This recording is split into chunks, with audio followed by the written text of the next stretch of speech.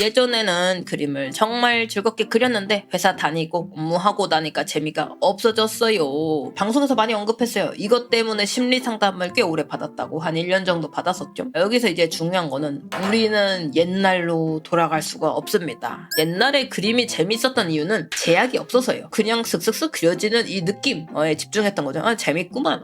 근데 이제 현실을 알게 되면서 힘들어진 거예요. 프로를 향하기로 했다면은 그림이 재미없어지고 괴로워지는 건 당연해요. 그만큼 내 그림에 책임감이 따르게 된 거니까요. 이럴 때는 내가 언제 재미있었는지 기억을 더듬어야 되는데요. 재밌는 감각에 귀를 기울여야 돼요. 다른 거를 좀 잊고요. 동물을 좋아하면은 동물을 그려보고 동물 털 묘사를 좋아하면 동물 털을 막 묘사하고 그 그려지는 느낌에 집중해서 즐겁게 그려야 되지. 잘 그려야 돼, 돈 벌어야 돼, 망하면 어떻게 하지? 이렇게 그려서 재미가 없어지는 거거든요. 이러실 때는 업무 그림과 좀 거리를 두고 내가 정말 좋아하는 거를 그리면서 감각을 떠올려야 돼요. 그릴 때 나에게 즐거움을 주는 요소 찾고 그려지는 감각에 집중하는 겁니다. 이분도 마찬가지예요. 자기만의 시간을 가져야 돼요. 이 감각을 자꾸 안 떠올리면은 다시 잊거든요. 가장 좋은 방법은 하루에 30분 정도는 막 낙서를 하는 거예요.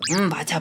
나는 이런 게 즐거웠어 하는 그 감각을 다시 떠올리시는 걸 추천드립니다. 이거에 좀 익숙해지다 보면은 일그림을 그려도 맞아, 이 부분은 재미있지 이러면서 그릴 수 있게 돼요. 천천히 노력해 주시면 될 것 같습니다. 자, 다음 질문. 그림이 막혀서 재미가 없어요. 원하는 장면이 안 그려지고 완성해도 별로예요. 그림이 막혔다는 거는 내가 어떻게 그릴지 모른다는 거고, 어떻게 그릴지 모른다는 거는 공부가 부족하다는 말이겠죠? 그래서 내가 그림이 막혔다 라는 이런 순간이 왔다면은 내가 알고 있는 거를 그리려고 하고 있는 게 맞는가 한번 체크를 해보세요. 예를 들어 비행기에 대해서 아무것도 모르는 사람이 비행기 그리려고 하면은 당연히 안 그려지거든요. 내가 이거 알고 있는지 제대로 한번 체크해 보시고, 모른다? 그럼 공부해서 채우시고, 공부하기 싫어? 그러면은 난이도를 낮추시면 됩니다. 내 레벨을 측정하고 부족한 부분을 채워나가자. 성장하는 기쁨을 느껴보기. 비슷한 예시로 그것도 있겠네요. 아, 배경이 맨날 안 그려져. 당신 배경에 대한 지식이 많이 있나요? 투시라는 개념에 대해서 아나요? 또 1.투시, 2.투시, 3.투시, 또 당신이 표현하고 싶은 나무라던가 유적지의 모양이라던가 구름의 모양이라던가 하늘의 색깔이라던가 잔디의 색깔 이런 걸 다 정하셨나요? 또 이러면 이제 안 정한 거죠. 그런 식으로 내가 지금 그리려고 하는 걸 내가 알고 있나? 한번 체크를 하는 게 필요한 상태일 것이다.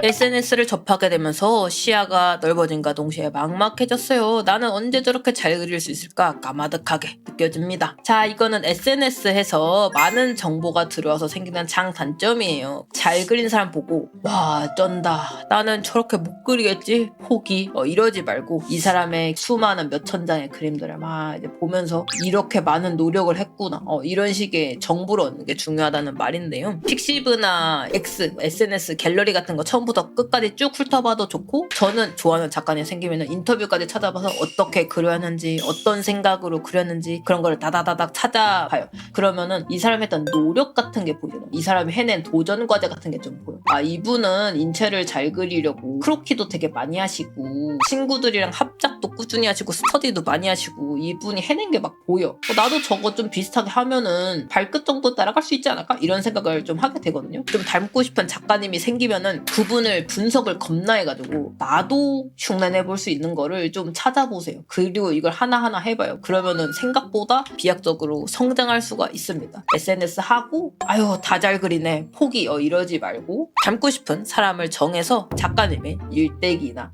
노력이라던가 도전 과제들을 탐구해서 나도 한번 해보면 정말 도움이 많이 될 것 같습니다. 그림을 고치게 되고 못난 부분이 보여요. 러프에서 진행하면 재미가 없어져요. 자, 이거는 뭘 그리려고 했는지 잊었다거나 중요하지 않은 부분에 신경을 썼을 확률이 높아요. 아, 근데 이거 별로인 것 같은데 하고 신경 쓰지 않은 부분을 보는 거야. 이게 얼마나 아이러니한 거냐면은 내가 사람을 잘 그리고 싶어서 이렇게 대빵 크게 사람을 배치를 해요. 근데 이렇게 그리면 당연히 배경이 조금밖에 안 보이거든요. 근데 자존감이 낮은 사람은 내 그림의 별로인 부분을 찾아내버린단 말이야. 자꾸 찾으려고 해. 인물 잘 그릴 생각을 해야 되는데 배경을 자꾸 보는 거야. 그러다 보면은 그림이 산으로 간다. 저도 자존감이 굉장히 낮았을 때 그림을 겁내 많이 고쳤어요. 내가 그리려고 했던 거를 잘 그리려고 안 하고 딴 길로 새는 거죠. 또 다른 예시로는 학교에서 여러분들이 발표한다고 생각해요. 이제 발표할 때 뭐가 중요하겠어요? 발표할 때 어떤 내용을 전달할까? 이게 중요하잖아. 내가 이번 발표에서는 이런 거를 전달해야지. 같은 게 이제 중요한데 떨면 어떻게 하지? 내 얼굴이 빨개지면 어떻게 하지? 저기 내가 좋아하는 망령이 날 보고 있어. 으아 이러면은 발표가 망하겠죠. 그래서 원래 못 그린 부분을 자꾸 찾으면은 그게 신경 쓰게 되고 그것만 보게 되는 거예요. 아니 그러면은 내 그림 중에 못난 부분 그대로 냅두라고? 별로인 거 딱 봐도 보이는데 이렇게 생각이 들잖아. 내가 잘 그리고 싶은 게 인체라고 쳐봐요. 근데 만약에 내가 인체를 막 잘못 그렸어. 그러면은 이거는 고치는 게 낫겠죠. 내가 전달하고 싶었던 건 인체니까. 근데 만약에 풀이 살짝 아쉬워. 이거는 내가 굳이 엄청 잘 그려도 되지 않고 이 인체를 감상하는데 방해가 되지 않는다면 괜찮다. 라는 전제를 좀 세우면 좋아요. 우선순위를 자꾸 따지는 거죠. 내가 정말 잘 그려야 되는 게 뭔가, 내 그림에 몰입을 해치는지 한번 따져보고 아니다. 그 정도는 아니야. 라고 하면은 적당히 넘겨도 되는 거예요. 숱이 안 지키는 사람 굉장히 많고요. 인체 못 그려도 괜찮고요. 빛 정확할 필요도 없습니다. 머리부터 발끝까지 다 완벽한 그림을 그릴 필요는 없다입니다. 나 자존감이 좀 낮다. 그래서 단점을 많이 바라보게 된다. 그러면은 그림을 다 끝내고 그때 반성의 시간을 갖는다거나 스케치가 다 끝났을 때 한번 점검을 한다거나 내 그림을 점검하는 시간을 잠깐 최소한으로 갖는 걸 추천드리고 1픽셀 단위로 내 그림 이상한 거 찾게 이거 하지 마세요. 진짜 의미 없습니다. 그런 거는. 그래서 내가 그리려고 했던 거 이게 우선순위라는 거 잊지 말아주세요. 드디어 나왔다. SNS 좋아요 숫자와 RT를 신경 쓰게 되니 그림에 부담이 가게 됐어요. 몇 개 받았는지 얼마나 RT 됐는지 댓글은 있는지 신경 쓰이죠 저도. 근데 이런 생각이 들수록 멀어져야 돼요. 이거는 SNS랑 내가 적당한 거리감이 이제 아니게 된 거예요. SNS 하면서 즐겁고 그림에 의욕 생기면은 해도 돼요. 괜찮아요. 사람들이랑 교류하고 댓글 주고받고 이런 것도 정말 재밌는 행위죠. 근데 즐거운 걸 떠나서 괴로워졌다면은 적당한 거리감이 이제 부족한 겁니다. 이제 말하면은 과몰입이죠, 과몰입. 근데 왜 그러냐면은 SNS는 정보가 너무 많아. 내가 원하지 않는 정보도 다 나에게 들어온다는 걸 이걸 이해를 하고 가야 돼요. 예를 들면 뉴스를 봐. 뉴스를 보면은 사람이 걱정이 많아지게 된다고 하잖아요. 이번에는 이런 일이 일어났습니다. 이런 거 다 나오잖아요. 이거 보다 보면은 역시 인간은 다 악하고 갑자기 나도 저런 범죄에 휩쓸리면 어떻게 될지 이런 생각하게 되면서 사람이 부정적이게 돼요. 이처럼 내가 뭘 보느냐에 따라서 사람의 생각이 달라지게 됩니다. 근데 이제 SNS는 내가 좋아하는 거를 띄워주는 척하면서 알고 싶지 않은 정보도 주입해요. 내 친구가 좋아요 얼마나 받았는지 모르고 싶을 수도 있어. 근데 막 보여줘. 또 놓치고 있는 게 실상은 좋아요를 못 받는 그림이 더 많아요. 우리 눈에 그냥 안 보일 뿐이에요. 알고리즘에 타지 못해서 그냥 안 보일 뿐입니다. 이렇게 SNS는 편향된 정보만 보여주는 거예요. 어떻게 보면은 SNS도 현실 직시를 못하게 하는 거예요. 그래서 마음을 가다듬고 정보를 전체적으로 판단해야 돼요. 1차 창작하시는 분들이 저한테 되게 말하는 고민이 팬아트보다 RT가 안 나와요. 이 고민이거든요. 근데 이거는 오리지널을 그리면서 팬아트 RT 되는 걸 봐서 그런 거거든요. 근데 오리지널 그림 그리시는 분들을 쭉 전체적으로 보면은 엄청 잘 그리고 캐릭터 너무 귀여워도 RT 많이 안 되고 좋아요 많이 안 받은 그림 진짜 많아요. 정보의 편향 때문에 나도 저만큼 좋아요를 받아야 돼라고 생각을 해버린 거예요. 이런 것처럼 SNS에 그냥 타임라인을 쭉쭉쭉 내리다 보면은 편향된 정보만 받아들일 수밖에 없는 구조니까 제대로 알아야 돼요. 이제 저도 존잘님들 보면 와 좋아요 많이 받고 좋겠다 이런 생각 하거든요. 근데 어떤 존잘님들은 갤러리 가면은 어떤 그림은 좋아요 진짜 낮고 어떤 그림은 좋아요 엄청 높고 이런 식으로 들쭉날쭉한 갤러리 진짜 많아요. 그것처럼 존잘님들도 매일매일 좋아요 많이 받고 그런 게 아니거든요. 그러다가 어쩌다 하나 터지고 그런 거지. 그리고 잘 나가는 사람만 쳐다보면 그것도 편향된 정보거든요. 그래서 나랑 비슷한 실력의 사람도 좀 보고 전체적으로 정보를 받아들여야 된다. 편향된 정보 보니까 정신이 아파지는 거다. 이 존잘님은 왜 팔로우가 적지 않은 경우도 있는 것 같아요. 맞아요. 진짜 너무 잘 그렸는데 팔로우 적은 분 진짜 많습니다. 그래요 세상이.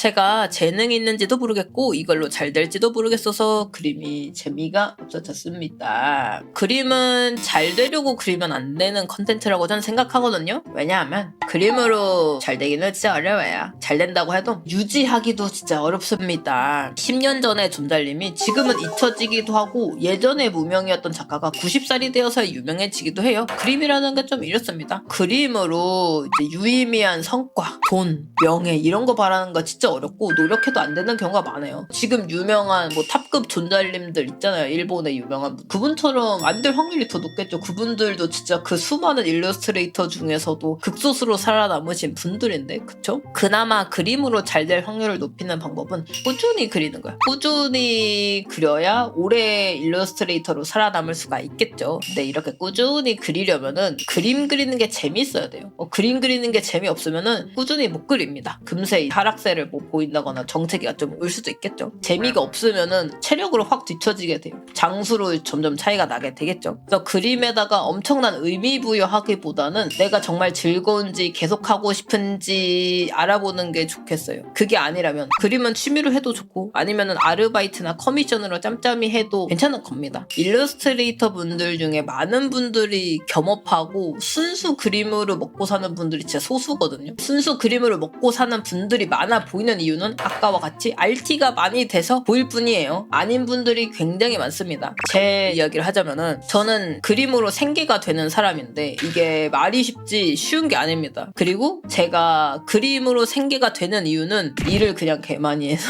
일을 많이 해서 그렇습니다. 그래서 그림으로 돈을 벌기 위해서 엄청나게 여러 가지 일을 하고 있습니다. 그래서 정말로 그림으로 돈을 벌고 싶다, 그림으로 잘 되고 싶다고 한다면은 이것저것 다 해보는 걸 좀 추천드리고 싶어요. 강의도 해보고 자신만의 뭐 튜토리얼이나 브러쉬라던가 꿀팁 같은 걸 팔아본다거나 엄청 이래야 벌어요. 와다다다다다 이래야 좀 벌지 그림 한 장 그리고 툭 1억 뭐 이렇게 벌지 않거든요. 그래서 그림은 돈이 많이 되고 잘 되고 이런 걸 바라면 좀 안 된다.